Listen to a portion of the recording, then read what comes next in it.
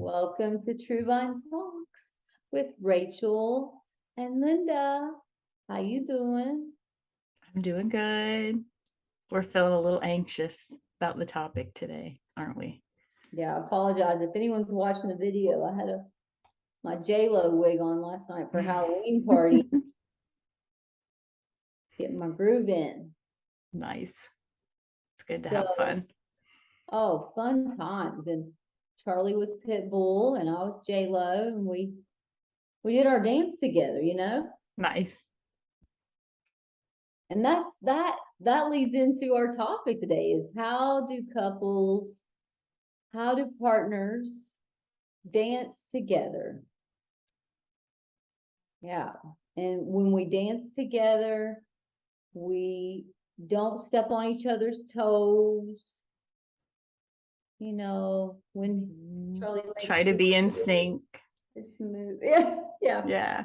So we got to try to get a rhythm together, do a little get jiggy with it, no, no, no, no, Mm-hmm. no. Get jiggy. No. Yeah. Yeah. So, that was fun, and couples need to have fun together. And today's topic is what no one wants to talk about, the grand topic of sex. Yeah. Man, that is what do you think, Rachel? I think it creates a lot of conflict in relationships and a lot of insecurity for individuals. Mm-hmm. I see it over and over again. Mm-hmm. Yeah. Well, the culture, like Dr. Sue Johnson, our mentor, has taught us is that, it's the Mission Impossible, the James Bond having the overnight stay with the lady. Every movie it's a different lady, and it's just, hot and sexy and, romantic and intimate, and then they're done and bye. So she mentions that I think that's in Love Sense. Oh, okay. I think I don't know. I've read so much, I don't know. So how does that message that the one night stand or sex is an act of just, pleasure and that's it, what do you think that does for society as a whole, or folks or partners? Just I'm really thinking about this. please take your time. Yeah, thanks. Because I'm like, oh, that's such a good question. And even though I was aware that that is how it's kind of portrayed a lot in media, Yeah. I've never directly been asked how I think that influences society and how we view it. Yeah. Yeah. I think a pause is good sometimes, and I've watched other interviewees with Oprah Winfrey too. I'm like, wow, they just took a moment to collect. I like it.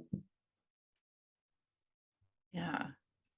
I think that it portrays sexuality as something very sporadic and impulsive and, like you said, kind of just like purely pleasure seeking. Mm-hmm. Yeah. Yeah, and it's a gratification, Mm-hmm. quick, instant gratification for folks. Like, well, I mean, the message. It seems like that's the message, and certainly the act of sex is very good for serotonin, in the brain, the release of the good mood stabilizers, natural, and it is supposed to be good. So, but when we process that, and why it's hard to talk about is there's a lot of negative messaging from, you know, society as a whole. When we look at the whole picture as far as like religious goes, like, growing up, I was just abstinence, abstinence, abstinence. Sex is bad from you know, from a religious perspective, that was my experience, but no one said why. No one really, It was just because it was bad. Yeah, that was the why. Yeah, why is it bad? I would always be like, well, right. Like it was just sinful and very bad. sinful. Yeah. Don't do it. And as a young person, what happens? You're like, well, why is it bad? Because my hormones are raging. You would think that would be a good thing. I don't understand. Mhm. Yeah. Self-discipline was Yeah. seen as like good and Mhm. praiseworthy, right? You were like fighting evil, the more self-disciplined and you were, right? Yeah. Good point, Rachel. Yeah. Like self-control is Yeah. next to godliness. I'm losing my Mhm. voice because I was singing too, I guess, last night. Nice. Yes, holding it out. And so you can't lose control. Mhm. There's no, you got to be very guarded with your body and protective. Mhm. And, you know, it's very good. And I appreciate that part too. I appreciate that you're protecting your temple and being self-controlled. I believe in it, and I appreciate that. And I also recognize the human side is we are sexual beings, and God put us here to procreate. So when did shame show up, like around our bodies? This is where I think it gets interesting from a theological perspective, and my thinking is like an experiencing of it. Yeah. Yeah. I think we both agree that it's the Garden of Eden story. Huh? Mm-hmm. Yeah, and can I share a little bit about that? Would that be cool? Please do. Yes, I'd love you to. Yeah, thank you, Rachel. So when she's in the garden and you know she's looking at the fruit of the tree of knowledge of good and evil, and God said, "Hey, no, we don't eat that tree, but here's the fruit of life on this tree of life. You can eat this tree, this tree." And the serpent, the devil, the enemy of humanity, creeps in there and slithers and says, did God really say you can't eat of that? He just doesn't want you to be like him. Hmm. Prior to that, Adam and Eve didn't have shame around their body. And our body is a sexual organ, is it not? Yeah. So once she eats of that apple, her eyes are open. She becomes aware that she's naked. Yep. And how vulnerable is it to be naked? Extremely. You're completely exposed. All them stretch marks, any veins, any, mm, that's all out there, man. Will the other person reject me if they see me naked? They might. They might not like what they see. So when she ate of that tree or that apple, her and Adam went and made some fig leaves.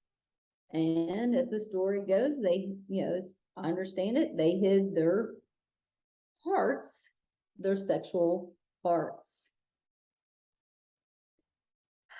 And for me, I think that's where shame showed up with sex. What do you think? I would agree. Yeah.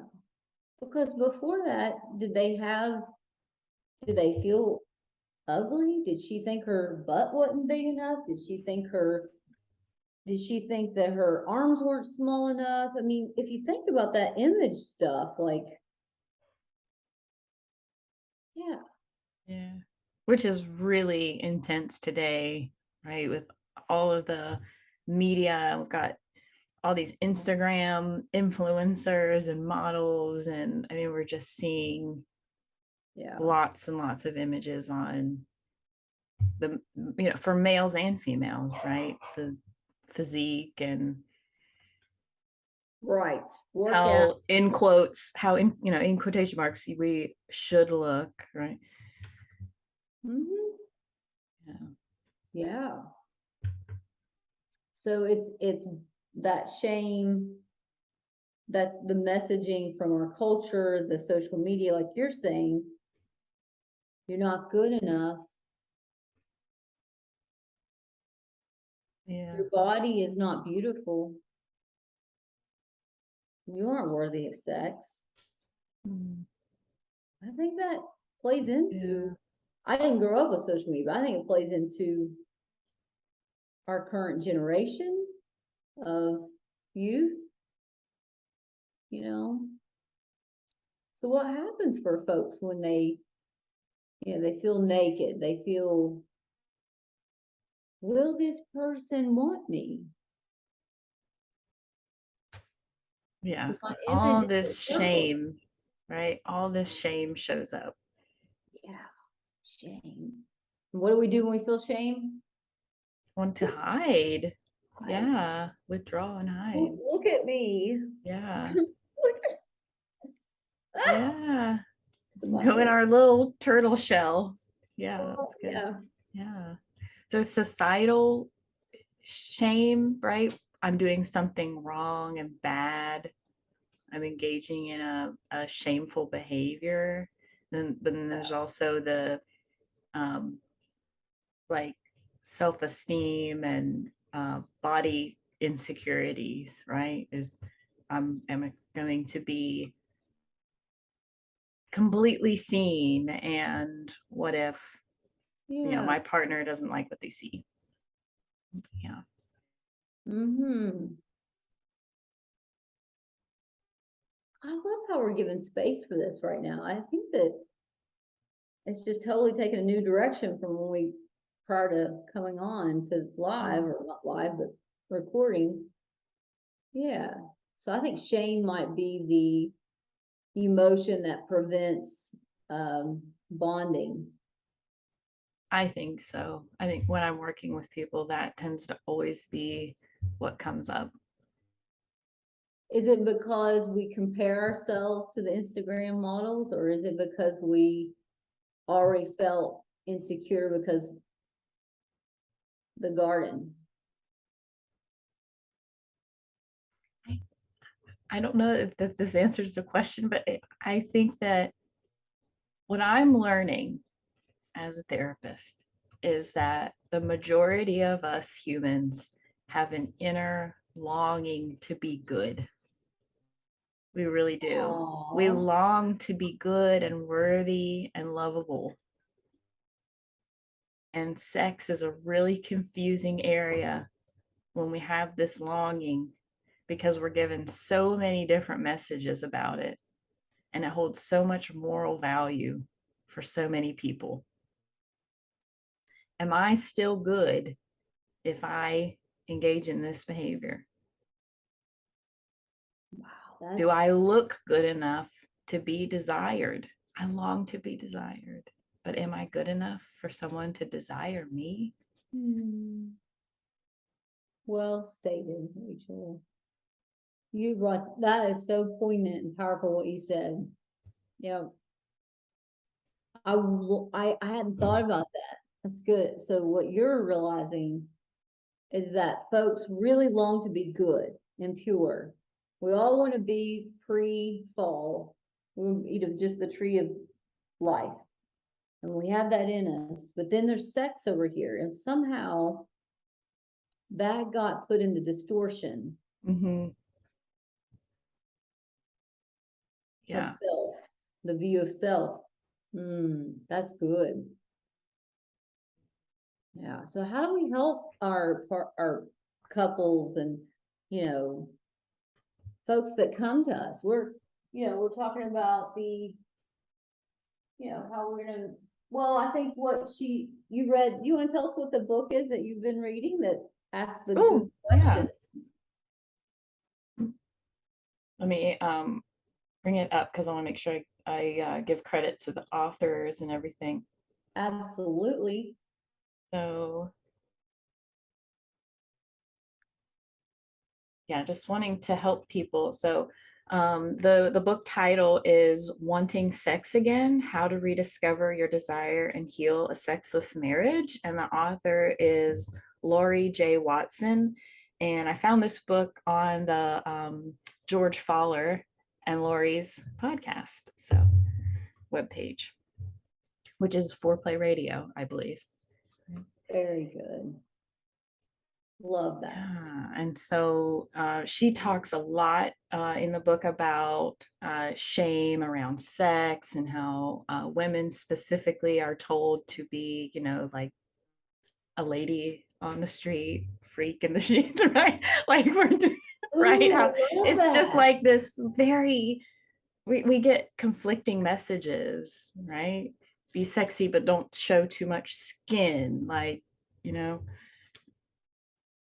a lot of very conflicting messages growing up. But she suggests that people think about, if they're struggling with sexuality, what were some of the overt and covert messages about sexuality that you received growing up in childhood, right? So what were you directly told about sex, intimacy, and sexuality? And what were you maybe not directly told, but it was kind of this unspoken rule, so to speak, or it was something that you observed? Yes, that's a good question. What were the direct messages? Well, to answer this question, I would say don't have sex. Yeah. Abstinence, abstinence, Yeah. abstinence. Okay, why? That'd be my question. I was always protesting and questioning adults and authority from a young age because for lots of reasons. So, you know, don't do that. Okay, how come? No good explanation. Just don't do that. You don't want to get pregnant before you're married, blah, blah, blah, blah, blah. You're getting an STD, da, da, da, da. Okay, sure. And then it's like at home, it was very acceptable between father and mother to have sex. Could hear that. Okay, that's great. The other part is they argued all the time. Confusing, chaotic attachment style. So that was what she say, the secretive part of it was the confusion around that. So Mm-hmm. um, that would be my answers to that for me personally. I don't know how other folks would Yeah. feel. You can say, well, once I'm married, I'm gonna just be woo, freak in the bed, but then it's like that message is like back here. It's hard, right, to change these beliefs that you grew up with for decades sometimes, right? Appalachian Bible Belt is where Yeah. I grew It's up. hard to So just flip a yeah, switch and be like, oh, it's okay now. It's not gross anymore. what? You're like, what? Yeah. And so I like that she asked that question. I'm gonna definitely purchase her book and read that. Good It's read. very good. And I love the thing about emotionally focused therapy is that we bring that into the room in a very safe way when the couple is not chaotic or they're not in a negative cycle with us. Another, point we like to make is some folks find that they're in a high libido, low libido relationship. Mhm. Or, you I would say know, most couples, there is a difference somewhere with mm-hmm, libido. One has higher and one has lower. It seems to be pretty common. yeah. And sometimes there are reasons for that.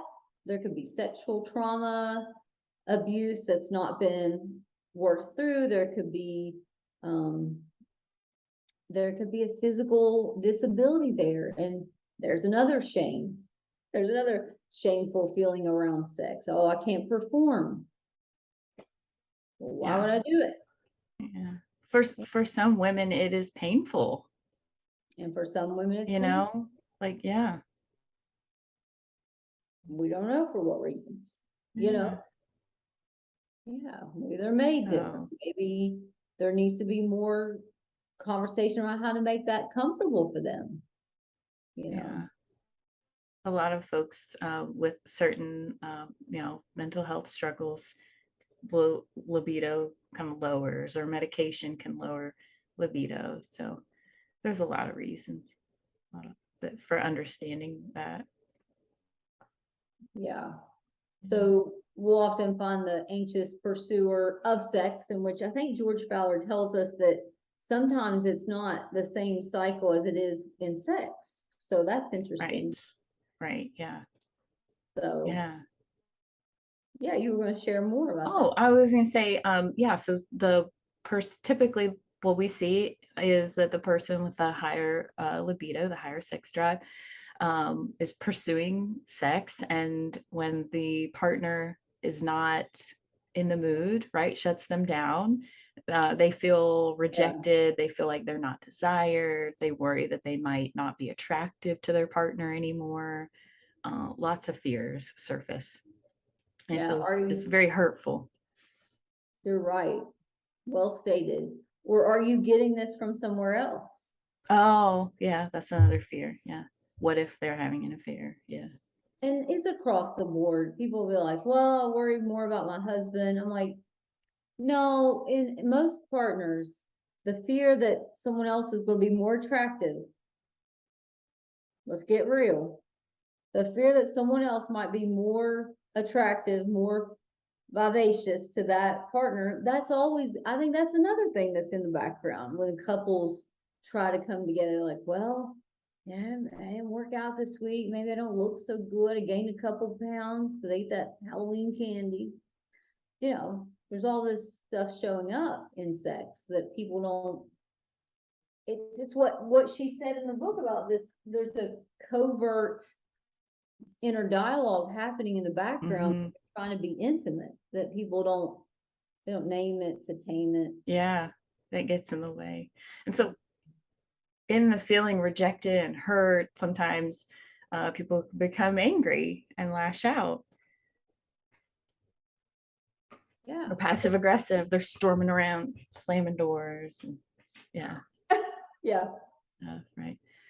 So, and so then, as a result of that, the partner that is not interested in engaging in sex can sometimes feel like that's all their partner wants from them. They feel objectified. They feel like there's something wrong with them a lot of times. Why don't I want this as much as my partner does? Right? They kind of feel like there's something that's like broken or wrong with them. Um, what else, Linda? That's It's true. hurtful for both parties. Yeah. Yeah, I love how the language around that, Rachel. Yeah, it's like, oh, I just feel like I'm not performing on their level, so there must be something wrong with me. So I'm just gonna go away. Or, Mhm. if you're the one that's pursuing sex, you're like, well, I've tried to, I guess I'm just not desirable, or they don't find me attractive, so I might as Mhm. well just quit and just, go sit in the corner. Yeah. Or they know how important it is for their partner, that maybe, like, that physical touch is a love language of their Mhm. partners. And so then there becomes so much pressure around sex that they're not able to relax. They're so anxious, Yeah. right? That it doesn't go well when they try. And so they just avoid trying because it's too anxiety provoking, right? It feels like if I'm not able to get this right for my partner, then they're going to be so disappointed. Hmm. Yeah, you're right.